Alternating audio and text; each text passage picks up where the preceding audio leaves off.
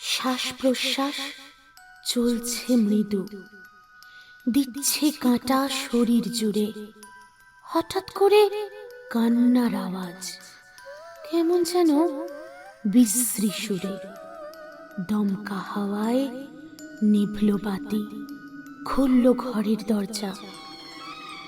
গা ছমছম আমেজ থাকুক, শুরু হোক ভূত চর্চা। রাত তখন প্রায় 1:40। পৌষ মাসের হাড় কাঁপানো শীত তার চরম সীমায় পৌঁছেছে। বীরভূমের শালডাঙ্গা গ্রাম। এই গ্রাম যেন প্রকৃতির এক বিচ্ছিন্ন অংশ। শীতের রাত মানেই এখানে ঘন কুয়াশার সাদা চাদরে সম্পূর্ণ ঢেকে যায় চারিদিক। এখানকার রাতের নীরবতা একটু অন্যরকম, যেন প্রতিটি শব্দকে কুয়াশা শুষে নেয়। শুধু দূরবর্তী কিছু চাপা আওয়াজ ছাড়া আর তেমন কিছুই কানে আসে না। গ্রামীণ স্বাস্থ্য কেন্দ্রটি শালডাঙ্গার একমাত্র চিকিৎসা কেন্দ্র। পুরনো জীর্ণ ভাঙাচোরা বাড়িতে দীর্ঘদিন ধরে কোনো মতে চলছে এই স্বাস্থ্যকেন্দ্র।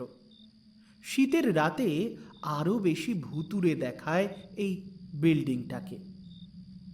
ডক্টর সঞ্জনা বোস এই কেন্দ্রের বর্তমান দায়িত্বপ্রাপ্ত কর্মকর্তা। সবেমাত্র MBBS পাশ করার পর ইন্টার্নশিপে তাকে পাঠানো হয়েছে এই ছোট্ট গ্রামে। অগত্যা বাধ্য হয়ে এই শীতের রাতেও তাকে ডিউটি করতে হচ্ছে। তাই সে তার ছোট্ট অফিসের রুমটায় বসেছিল। কলকাতা থেকে এই গ্রামে পোস্টিং হওয়ার পর সে বহু নির্জন রাত কাটিয়েছে, কিন্তু পৌষের এই কুয়াশাচ্ছন্ন রাত যেন প্রতিবারই এক নতুন অজানা উদ্বেগের জন্ম দেয়। স্বাস্থ্যকেন্দ্রের ভিতরেও কনকনে ঠান্ডা। ডক্টর সঞ্জনা গরম কফির কাপে চুমুক দিচ্ছিল। তার চোখ ছিল টেবিলে রাখা কিছু প্রশাসনিক নথিপত্রের উপর। নাইট গার্ডের দায়িত্বে ছিলেন একজন প্রবীণ স্থানীয় বাসিন্দা, যার নাম মহাদেব। মহাদেব বাইরে সামান্য আলোয় একটি টুলের উপর বসে ঝিমোচ্ছিলেন। নিস্তব্ধতা ছিল এতটাই তীব্র যে সঞ্জনার মনে হচ্ছিল তার নিজের হৃৎপিণ্ডের ধুকপুক শব্দও যেন ঘরের নিস্তব্ধতা ভেঙে দিচ্ছে। হঠাৎ রাত 2টোর কাছাকাছি সময়ে সেই নিস্তব্ধতা টুকরো টুকরো হয়ে ভেঙে গেল এক ভয়ঙ্কর বিকট শব্দে।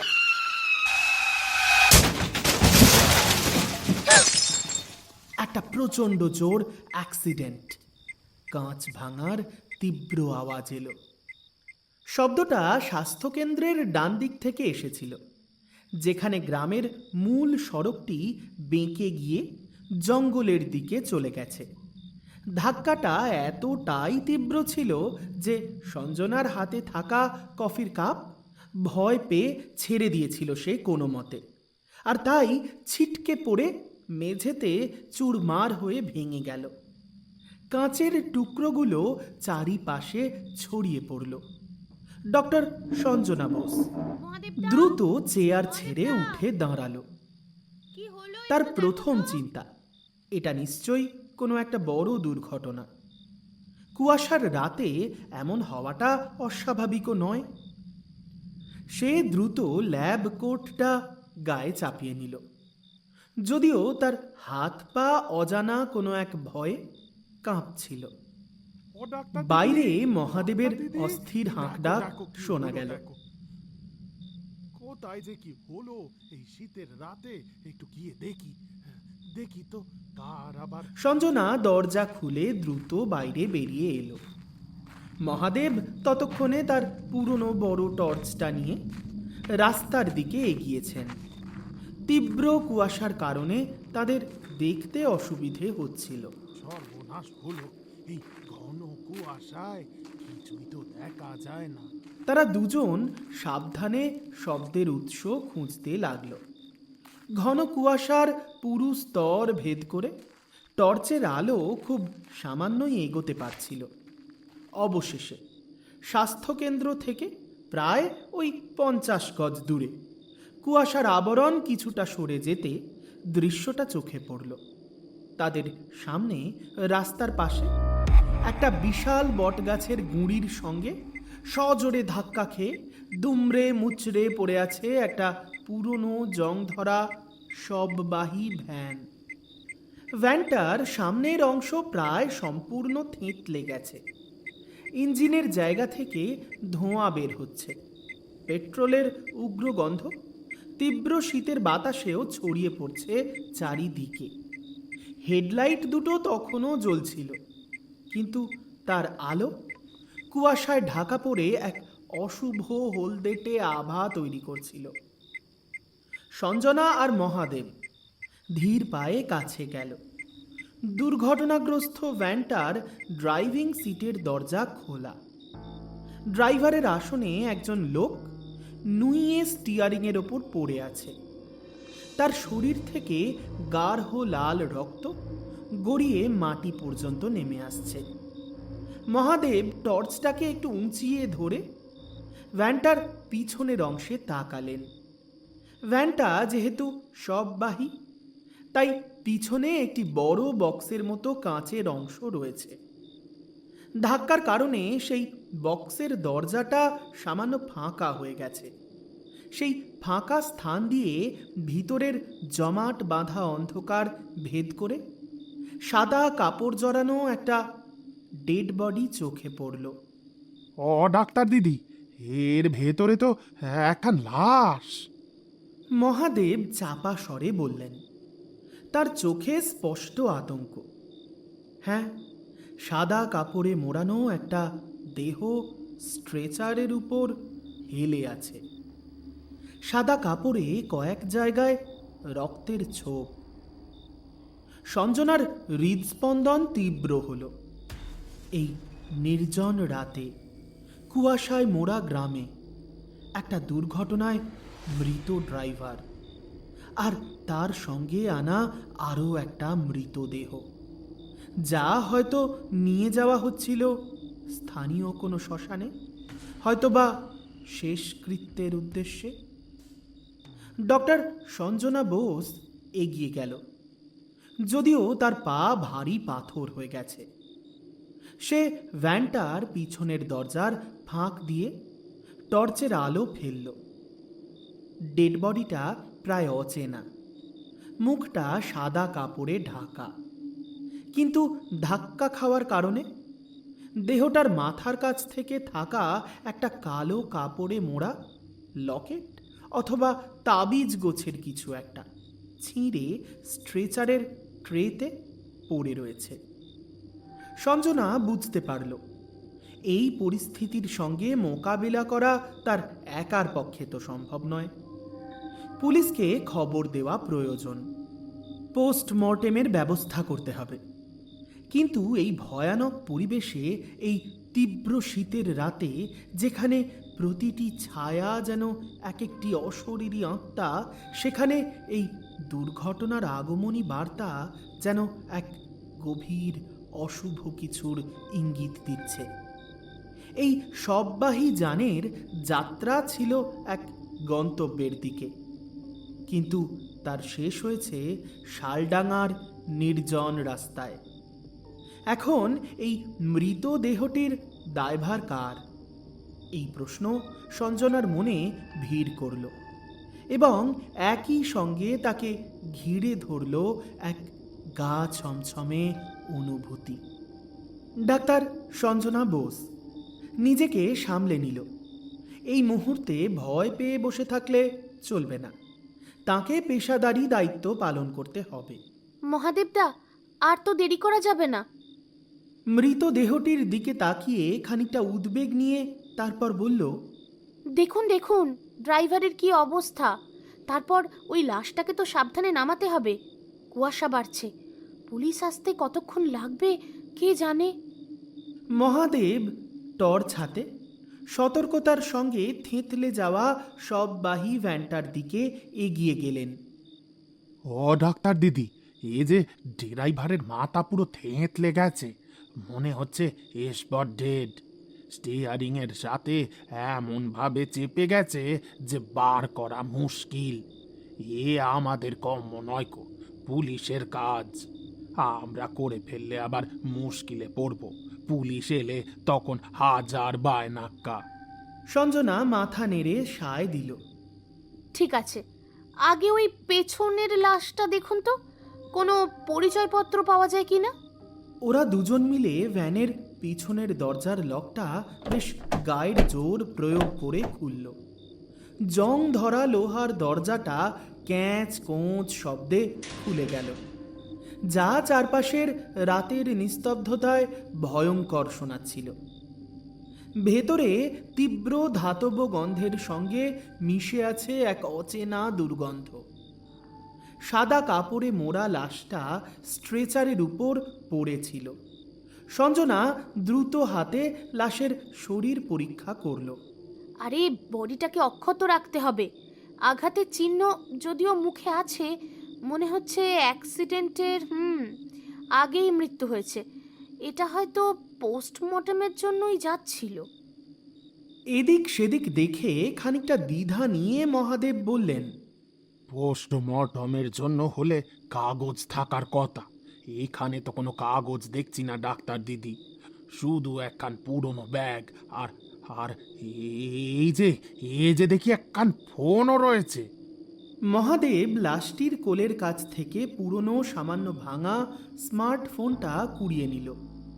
ফোনটার স্ক্রিনটা আঘাতের ফলে সামান্য চিড় ধরে ফেটে গেছে, তবু কাজ করছে। আরে তাড়াতাড়ি ফোনটা দিন, যদি কোনো কন্ট্যাক্ট পাওয়া যায়। সঞ্জনা ওর ঠান্ডায় জমে যাওয়া হাতে কোনো মতে ফোনটা নিল।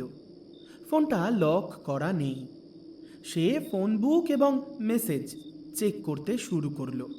আহ, নাম্বারগুলো তো সব অচেনা। কিন্তু দেখুন মহাদেবদা, কল লিস্টে একটা নাম্বারে বারবার কল করা হয়েছে। শেষ 1 ঘন্টাতেও 1 2 হ্যাঁ 3-4 বার কল এসেছে এই নাম্বারে। এই এত রাতে কেউ কি অপেক্ষা করছে নাকি এর জন্য? হতে পারে। নামটা সেভ করা আছে চন্দনা, হয়তো এই বডিরই কোনো আত্মীয়, নিকটাত্মীয়। এটাই তো আমাদের একমাত্র সূত্র, তাই না?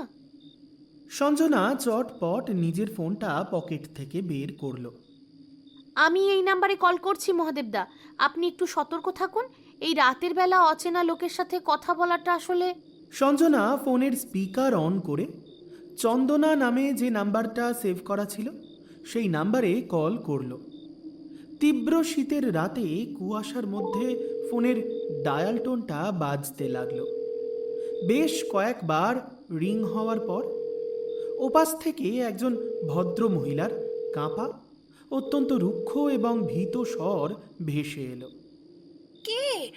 এত রাতে কেন ফোন করছেন? কে আপনি? সঞ্জনার কপালে চিন্তার ভাঁজ। মহিলার কণ্ঠে যেন স্পষ্ট কোনো এক অজানা আতঙ্ক। আমি ডক্টর সঞ্জনা বোস, শালগ্রাম গ্রামীণ স্বাস্থ্যকেন্দ্র থেকে বলছি। আপনাদের এই নাম্বারে অনেকগুলো কল গিয়েছিল একটা ফোন থেকে। এই মাত্র একটা অ্যাক্সিডেন্ট হয়েছে। একটা শববাহী ভ্যান, তার ভেতরে একটা ডেড বডি। যে ফোন থেকে আপনাকে কল করেছি সেটা অবশ্য আমার নাম্বার, কিন্তু ওই ডেড বডির পাশে যে ফোনটা রাখা ছিল, আর সেই ফোনেই আপনার নাম্বার থেকে অনেকগুলো কল, কিন্তু সেই ব্যক্তির পরিচয়টা আমরা জানি না। ওটা জানতেই কল করেছি। ফোনের অপর প্রান্তে মুহূর্তের জন্য এক তীব্র নিস্তব্ধতা, তারপর চাপা একটা ফিসফিসানি, যেন মহিলাটি আশেপাশে অন্য কারোর সঙ্গে কথা বলছেন। অ্যাক্সিডেন্ট? কোন লাশ? আমি কিছু জানি না। আপনারা কোনো ভুল করছেন। আমাকে কল করার কোনো প্রয়োজন নেই। ও ফিরলে সর্বনাশ হয়ে যাবে। মহিলার কণ্ঠস্বর ভয়ে এমনভাবে ভেঙে যাচ্ছিল যেন তিনি কোনো চরম সত্য গোপন করতে চাইছেন। আরে শুনুন, আপনি শান্ত হন। ইনি কে হন আপনার? আমাদের কিছু তথ্য দরকার। আপনার ঠিকানাটা একটু জানার দরকার আছে। একটু জানান প্লিজ। আমরা কি বডিটা নিয়ে আপনার কাছে পাঠিয়ে দেব?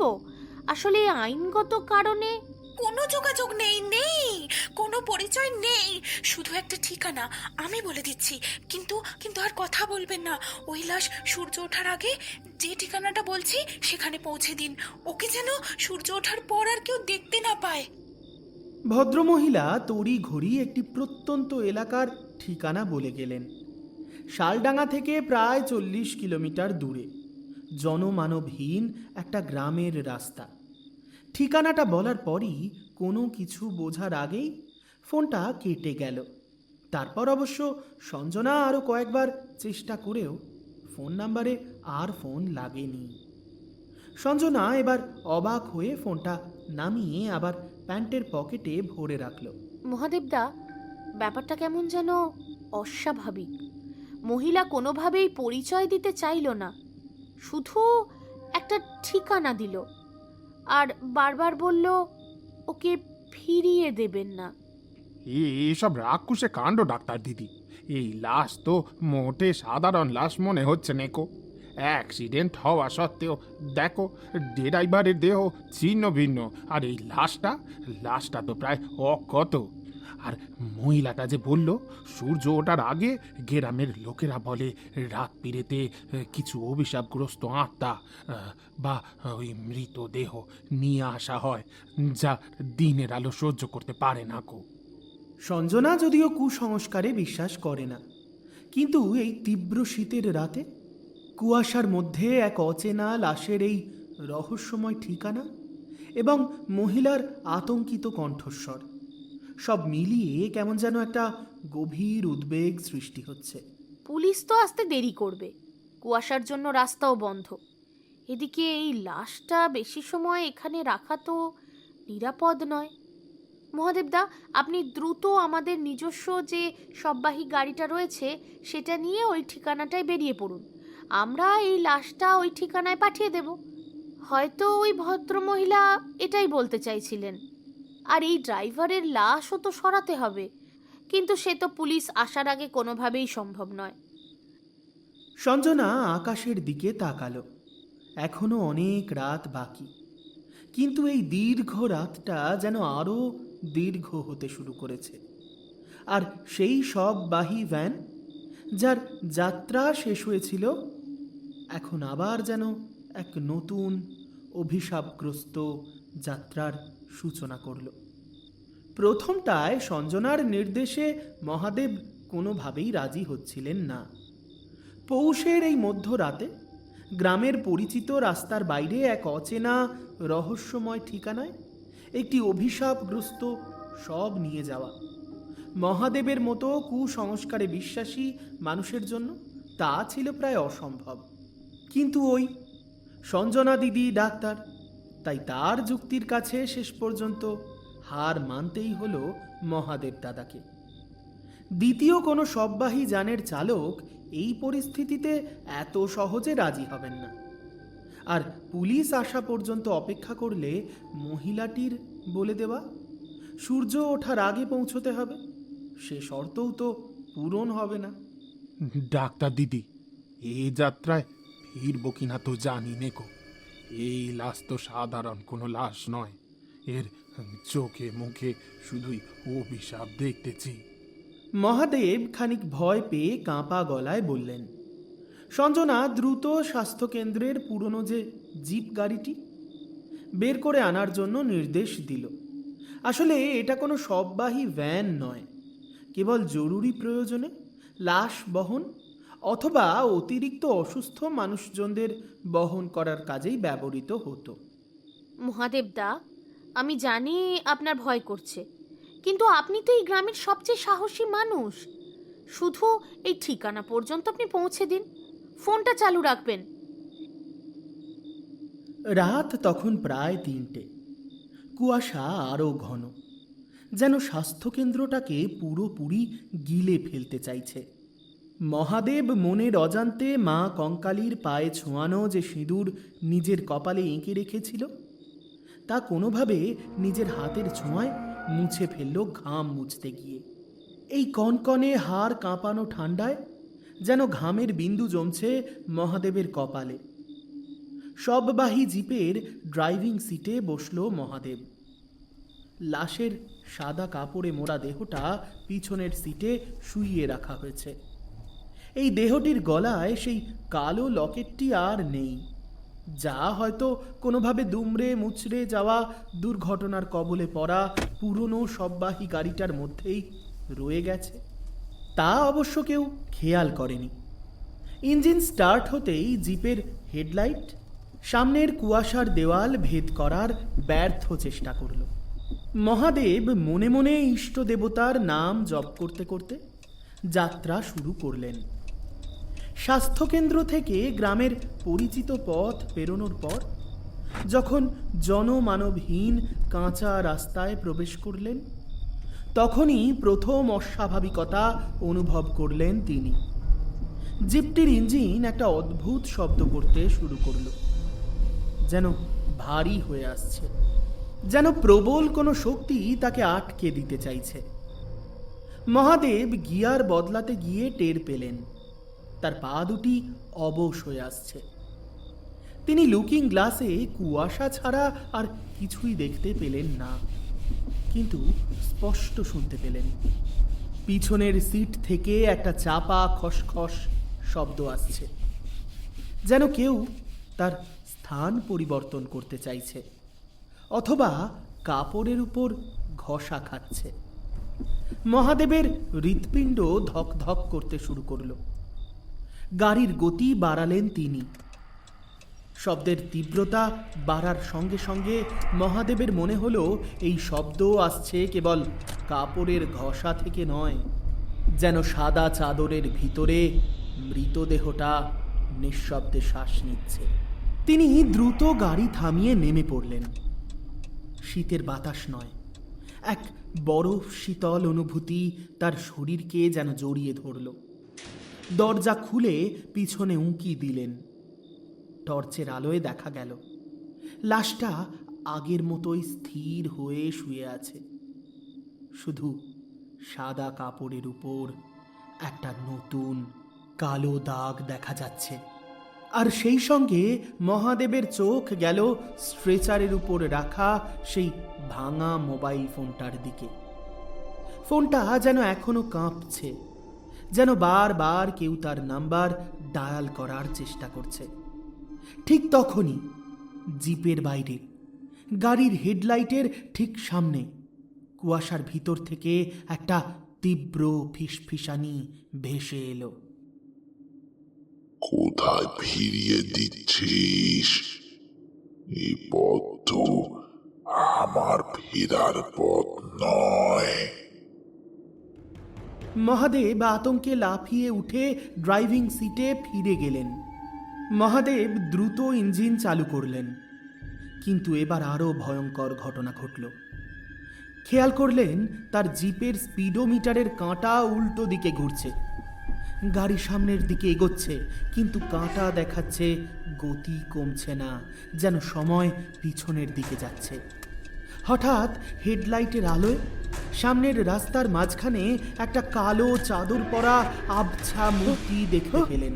মূর্তিটা স্থির হয়ে দাঁড়িয়ে আছে, তার হাত দুটো ঝুলছে। মহাদেবের মুখ থেকে চিৎকার বেরোলো।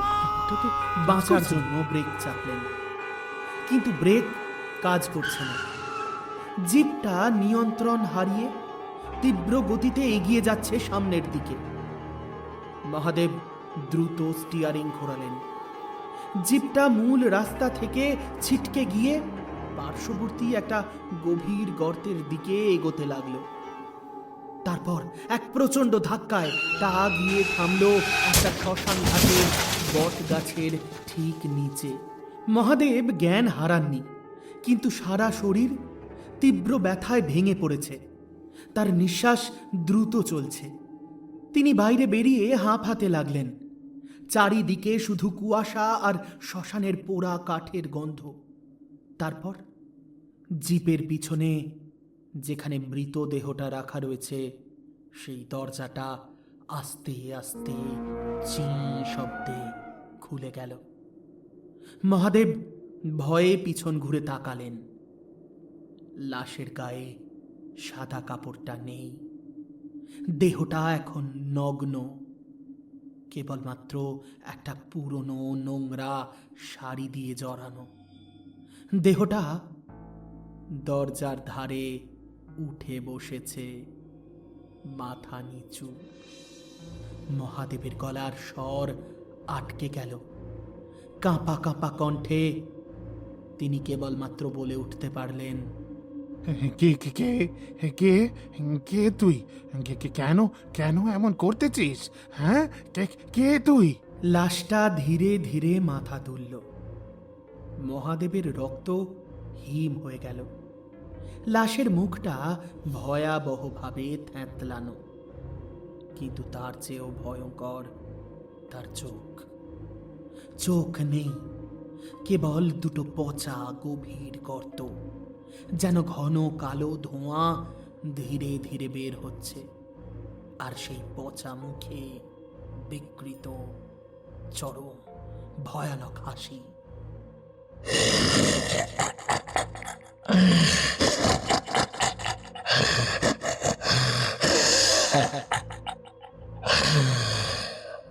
আজ এই রাতে তুই তো আমার যাত্রী, আমাকে নামিয়ে দিতে এসেছিস, এখন নামবি না?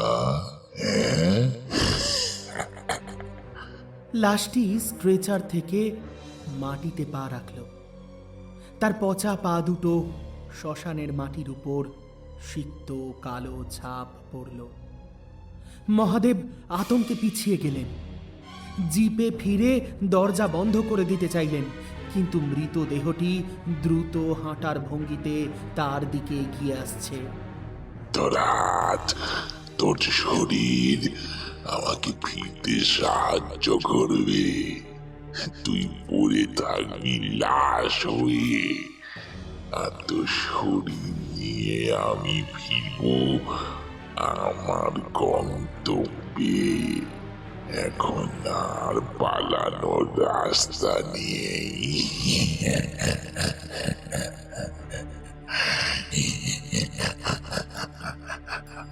মহাদেব কোনো মতে ড্রাইভিং সিটে ঢুকে সজোরে দরজাটা বন্ধ করলেন।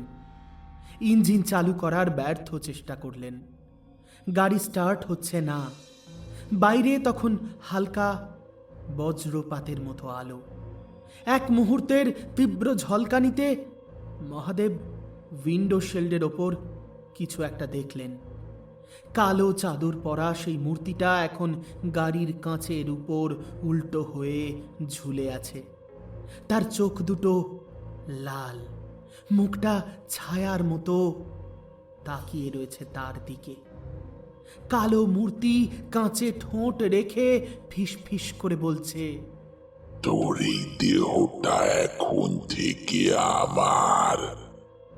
তোর জীবন দিয়ে মূল্য দিতে হবে। তুই কেন নিয়ে যাচ্ছিস আমায়? গাড়ি থামা। এখান থেকে তোর শরীরের মধ্যে ঢুকে আমি ফিরবো, আর তুই পড়ে থাকবি লাশ হয়ে।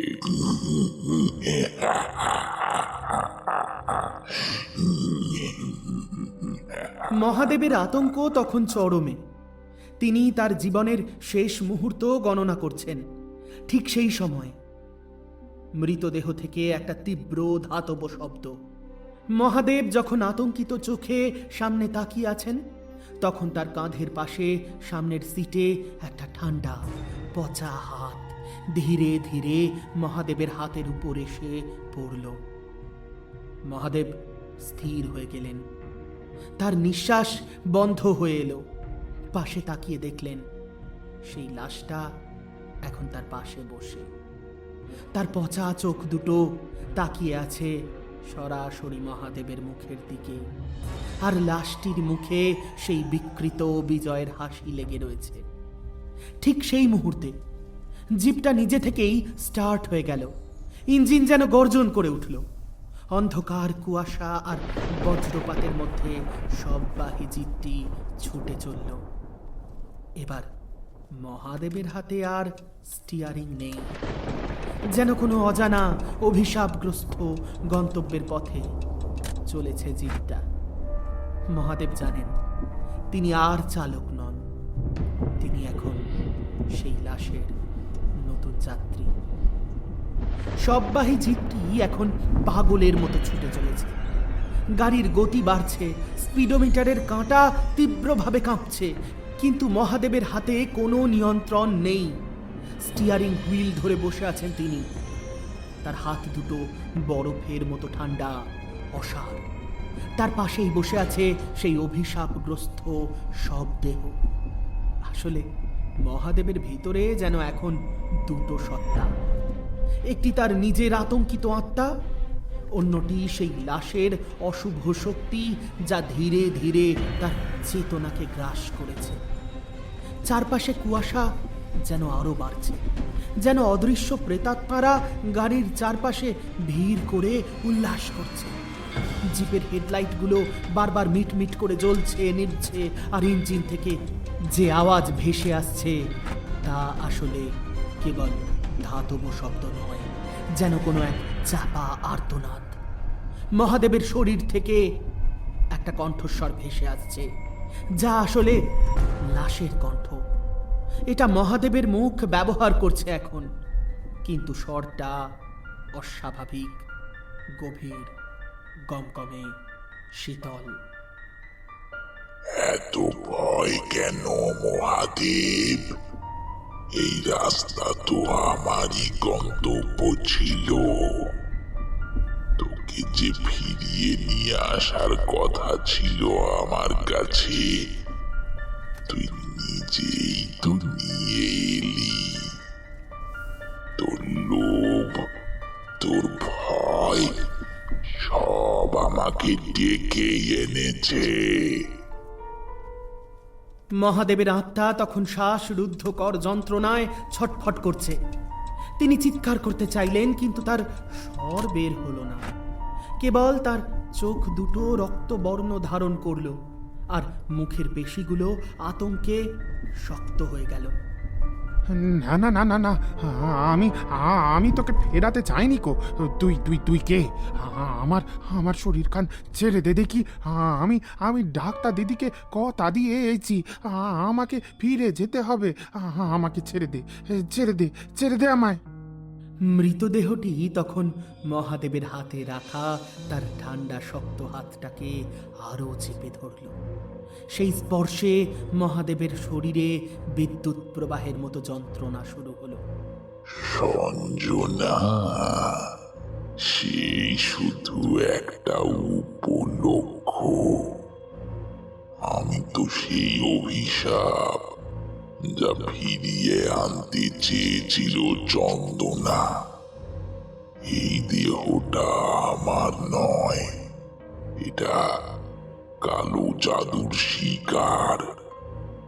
আর কালো জাদু একটা দেহ থেকে আর একটা দেহে প্রবেশ করে।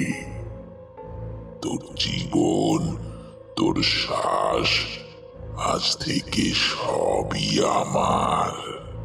লাশটা হঠাৎ নিজের পচা মুখটা মহাদেবের কানের কাছে নিয়ে এলো।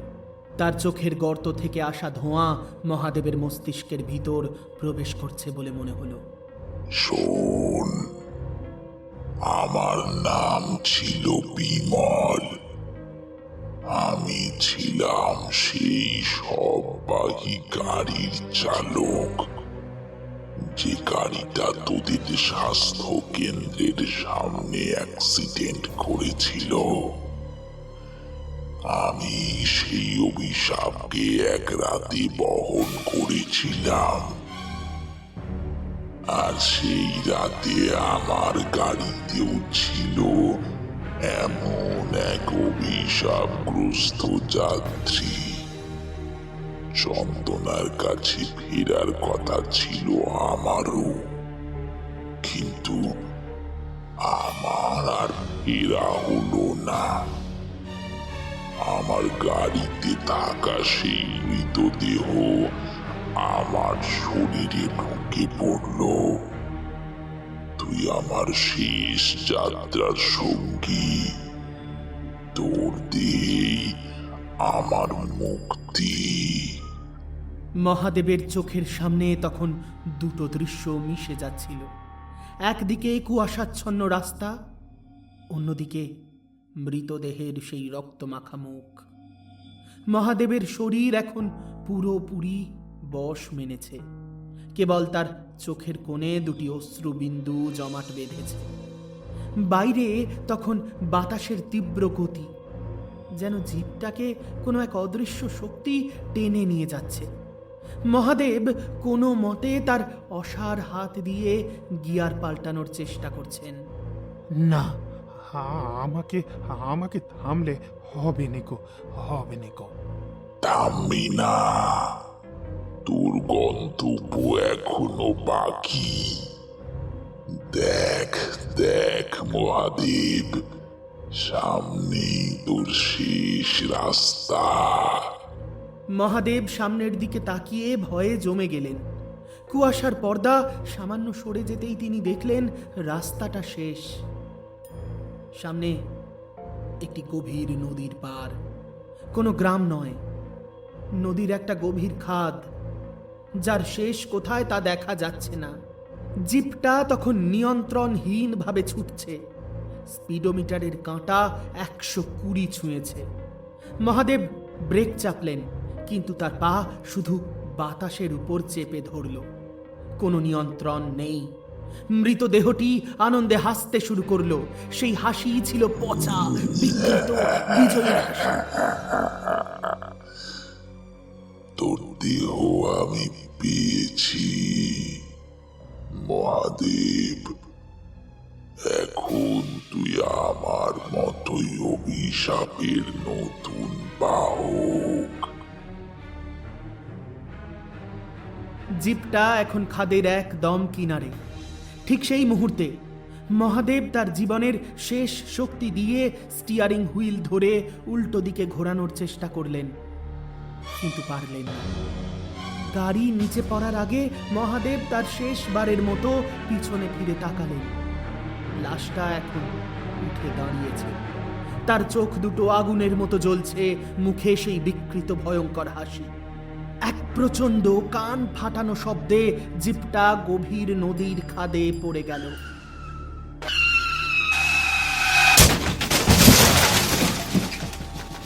সংঘর্ষের শব্দে কুয়াশা যেন এক মুহূর্তের জন্য কেঁপে উঠল। তারপর আবার চারিদিক নিস্তব্ধ। আরো ঘন কুয়াশা সেই অন্ধকার গহ্বরকে আবার ঢেকে দিল, যেন সেখানে কিছুই ঘটেনি।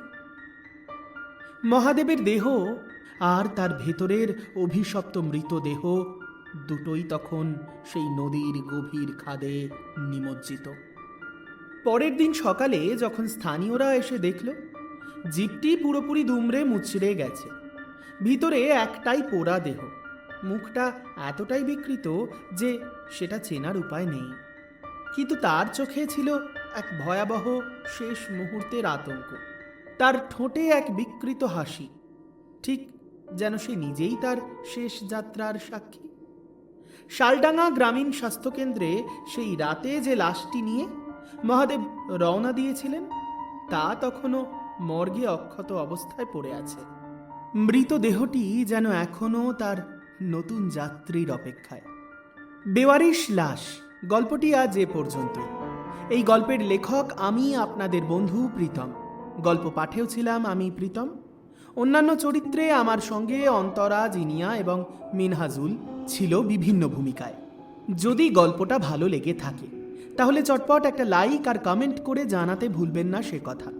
প্রয়োজনে পরিচিত পরিজন যারা ভূতের গল্প শুনতে ভালোবাসেন তাদের সঙ্গে শেয়ার করতে পারেন আমাদের চ্যানেলটা। যদি আপনি আমাদের নতুন বন্ধু হন তাহলে প্লিজ সাবস্ক্রাইব করে নোটিফিকেশন পাওয়ার জন্য বেল আইকনটা প্রেস করে রাখবেন। এবার চলে আসি গত পর্বে যে 10 জন সঠিক উত্তরদাতা সঠিক উত্তর দিয়েছিলেন তাদের নাম ঘোষণায়। তারা হলেন তসলিমা নাসরিন, স্নেহা দাস, সৃজা মুখার্জি, মোহিনী ভট্টাচার্য, অরুণিমা সেন, সাগর ভৌমিক, ষষ্ঠীচরণ সিং, রচনা সামন্ত, নিয়তি সিং, ঝর্ণা খাতুন, মাম্পি মণ্ডল, কবিতা বেজ, সৌমেন পাত্র সহ অনেকেই। এবার চলে আসি আজকের পর্বের প্রশ্নে। তবে তার আগে জানিয়ে রাখি, এবার থেকে ভূত চর্চায় প্রতি বুধবার ঠিক রাত্রি 8:30টায় একটা করে মিনিট 20 আড্ডা নিয়ে আমরা আসছি পৃথিবীর বিভিন্ন প্রান্তে ঘটে যাওয়া অদ্ভুত সব সত্যি ঘটনা অবলম্বনে একটা করে ছোট গল্প শোনাতে। থাকতে হবে কিন্তু। এবার সেরে ফেলি আজকের প্রশ্ন। আজকের প্রশ্ন, মৃতদেহের পাশে পড়ে থাকা ফোন থেকে যে ফোন নাম্বারটি ডক্টর সঞ্জনা বোস বের করে ডায়াল করেছিলেন, সেই ভদ্রমহিলার নাম কি? যদি গল্পটা মন দিয়ে শোনা হয়ে থাকে তাহলে এই প্রশ্নের উত্তর ভীষণ সহজ। তাই চটপট মোবাইল ফোনটা নাও আর টাইপ করো সঠিক উত্তর শুধুমাত্র কমেন্ট বক্সে। কথা দিচ্ছি, প্রতি পর্বের মতো আগামী পর্বে প্রথম 10 জন সঠিক উত্তরদাতার নাম ঘোষণা করব আমি। আজ তবে বিদায় জানানোর পালা। তোমাদের সঙ্গে এই চ্যানেলে আবার কথা হচ্ছে আগামী বুধবার ঠিক সন্ধে 8:30টায় কোনো একটা সত্যি ঘটনা অবলম্বনে কোনো আরও একটা নতুন গল্প নিয়ে। ততক্ষণ সকলে ভূত চর্চার পাশাপাশি ভালোবাসার মরশুমের সঙ্গে থেকো, ভালো থেকো।